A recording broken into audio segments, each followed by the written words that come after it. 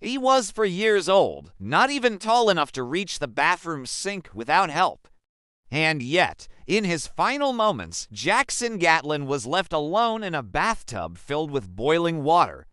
He screamed over and over, "Hot, hot," until his tiny voice gave out. The house didn't shake. The walls didn't break. No one came. His cries disappeared into the silence, and that silence killed him. In that moment, one man heard him, Kristopher Michael Harasymczuk.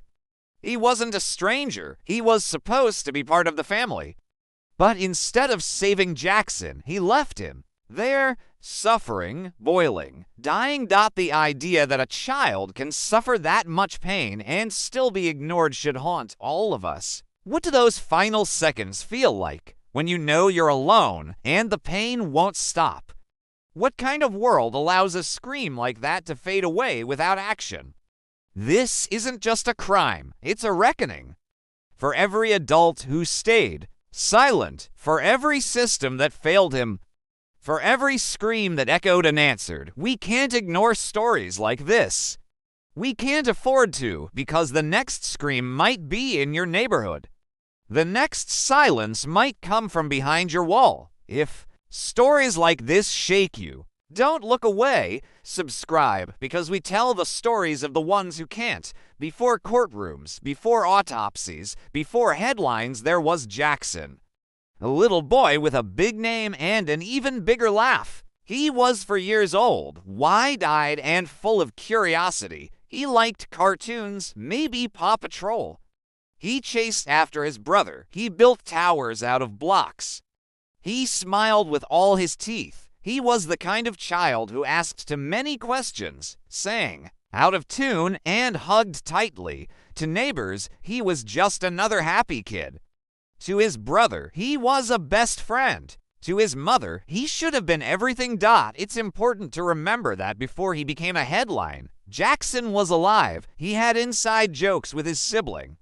He had a favorite cup, a favorite blanket, a favorite bedtime song. These things mattered. These details made up his world, but the world didn't protect him. The systems meant to catch children like Jaxsynn when they fall didn't see him in time. And that's what makes this story so brutal. Not just how he died, but how ordinary his life should have been. Jaxsynn wasn't just a statistic. He was real. He had dreams, even if he couldn't name them yet. He wanted to grow, to be something, maybe a firefighter. Maybe just a boy with a dog and a safe bed. Now we speak his name so he's not forgotten. Jaxsynn Gatlin. Say it out loud, because he mattered. Kristopher Harasymczuk wasn't Jaxsynn's father. He was his mother's boyfriend, a man who moved into their home and quickly took control. He wasn't a protector, he was a presence, a dark shadow that shifted the energy in the room. At first, things might have looked fine. That's how it always starts. Smiles for neighbors, quiet dinners. But behind closed doors, a different version of Kristopher lived. One who didn't speak with care. One who ruled with his fists. He took it upon himself to discipline. But it wasn't discipline. It was punishment. Not for correction, but for power. He wanted control over Lana, over the children. And he got it. Why do so many women escape one bad man only to invite in someone worse? The cycle of abuse doesn't always look like bruises at first. Sometimes it sounds like firm words, like isolation, like rules that change daily. The warning signs were there. The red flags flapped loud and clear. But no one acted fast enough. Not the friends, not the family, not the law. Control doesn't always scream. Sometimes it whispers. Sometimes it lives quietly, waiting to be exposed. And when it finally reveals itself, it's too late. By the time people noticed, it wasn't just too late. It was fatal. There's a line. Every parent knows it. Between teaching and hurting, between a lesson and trauma. And once you cross it, there's no going back. Kristopher didn't just cross that line.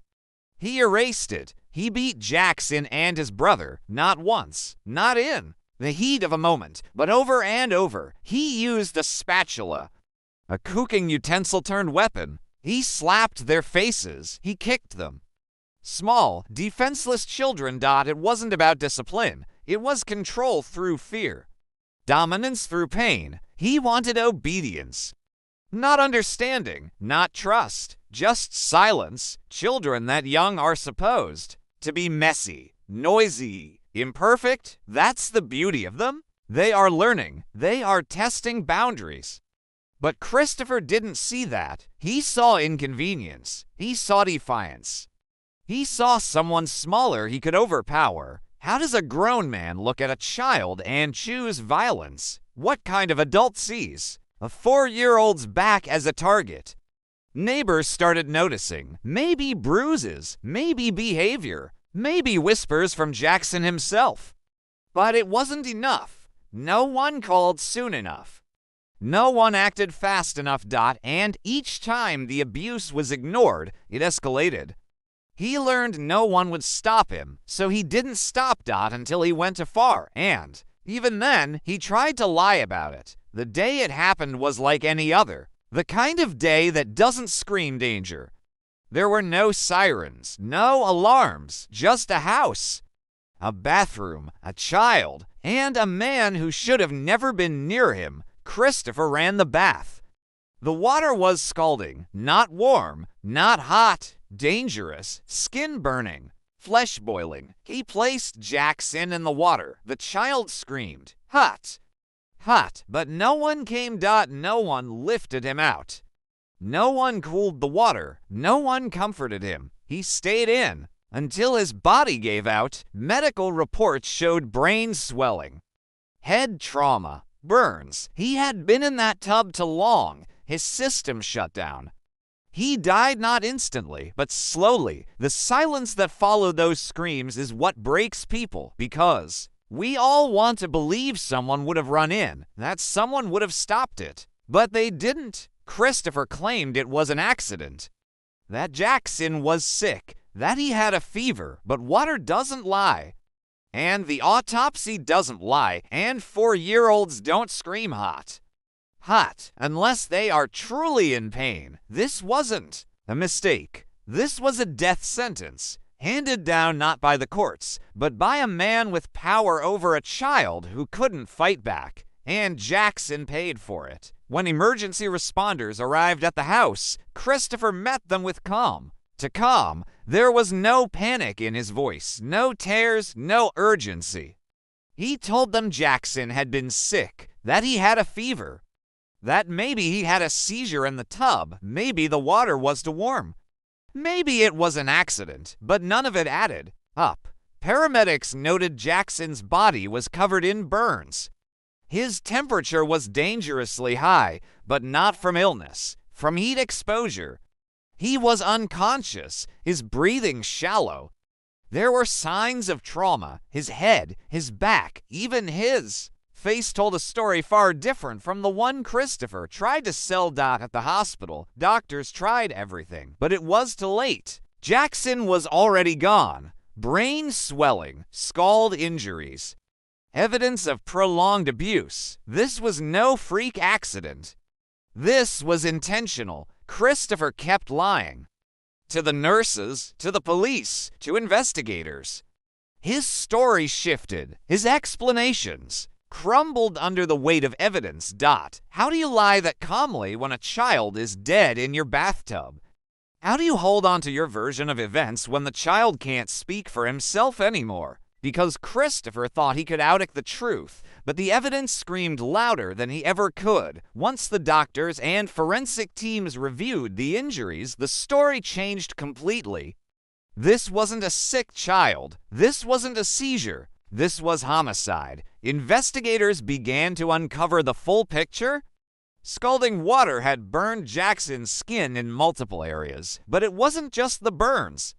There was head trauma, bruises, healing wounds in different stages, injuries that told a history of pain. Detectives interviewed neighbors, family, and medical staff. Patterns of abuse emerged. And one truth became clear. Jaxsynn had been suffering long before that final day in the bathtub. Kristopher hadn't. Just snapped. He had been escalating, and no one had stopped him. The lies Kristopher told were picked apart, one by one. Surveillance footage, medical records, interviews, every detail proved this was deliberate. And the final nail. Jaxsynn's own words. Witnesses recalled hearing him scream hot. Hot. Again and again. Words no child should have to say in terror. Words that haunted the investigators and the prosecution team. Experts were brought in to testify about water temperature, injury patterns, timelines. Everything pointed to one fact. This was no accident. This was torture, and it ended in murder. This case didn't stay quiet because justice refused to let go. Jaxsynn couldn't speak anymore. But the evidence made sure he was heard. The trial began in March 2025 in Yellowstone County. The courtroom was quiet, heavy with grief, as prosecutors laid out every brutal detail. It wasn't just about what happened in that bathroom, it was about what had led to it. The abuse, the neglect, the silence. Kristopher Michael Harasymczuk took the stand in his own defense. Calm, calculated. He said the water wasn't that hot. He said he didn't mean to hurt Jaxsynn. He said maybe the boy had a medical condition. Maybe he fell. Maybe it wasn't what it looked like, but it was exactly what it looked like. Prosecutors countered every word. They brought in medical experts who explained the depth of the burns, the time it takes for such injuries to occur. They brought in witnesses, neighbors who heard things, a brother who survived, and then they played the most haunting part of the case. Jaxsynn's final words. Hot, hot. 2 words that cut through every excuse. 2 words that echoed across the courtroom and left everyone frozen. Kristopher looked away, but the jury didn't. They saw the truth. And they heard the voice of a child who could no longer testify. His words were short, but they were enough to bring the truth into the room. The jury didn't take long. 4 hours after deliberation began, they returned with a verdict. Guilty. Deliberate homicide. Assault on a minor. Tampering with evidence. Each charge stuck. The prosecution had made it clear Kristopher didn't just kill a child. He tried to cover it up. He lied. He manipulated. And he never showed real remorse. The courtroom watched quietly as the verdict was read. Some cried, others simply stared at Kristopher, who showed little emotion.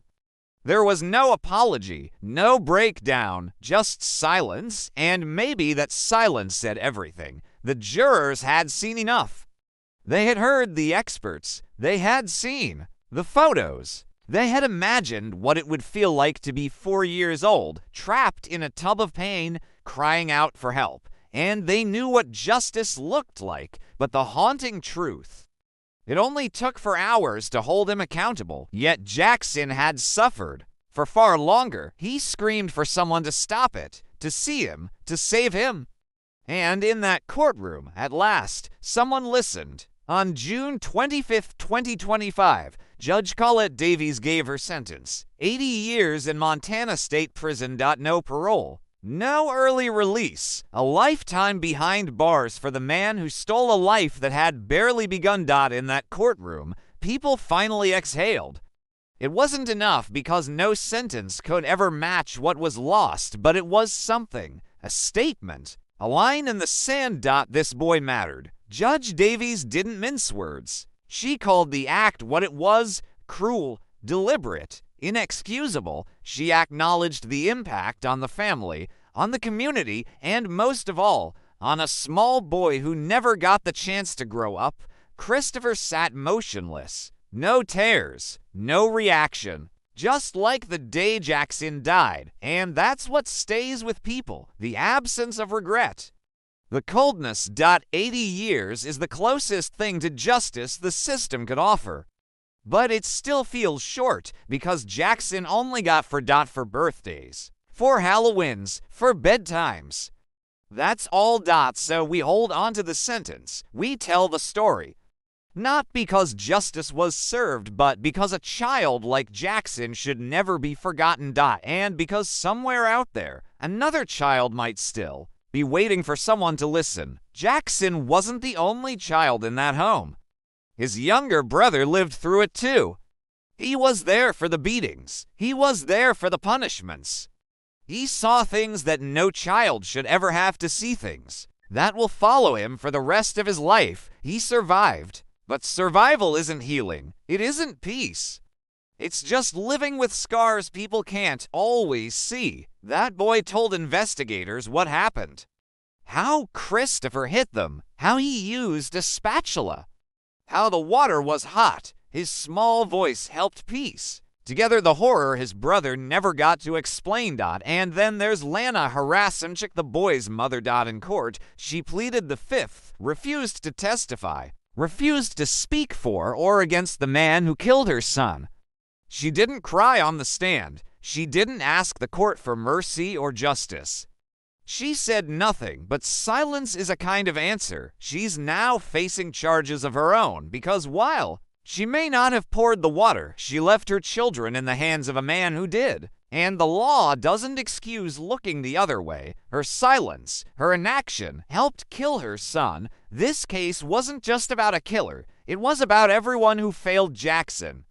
The people who ignored the signs, the ones who believed the lies, the ones who stayed quiet, because no child dies like this without silence all around him. And that silence should haunt us too. His name was Jaxsynn Gatlin. A boy who should still be here today laughing, growing, living. But instead, he screamed hot, hot, and no one came. That scream echoes. It haunts every corner of the courtroom, every heart that heard it, every person who now knows his story. It's a scream of pain, of fear, and of betrayal by the very people who should have protected him. Jaxsynn's death wasn't just a tragic accident. It was a failure of family, of community, of a system meant to protect children. How many signs did we miss? How many chances did we lose to save him?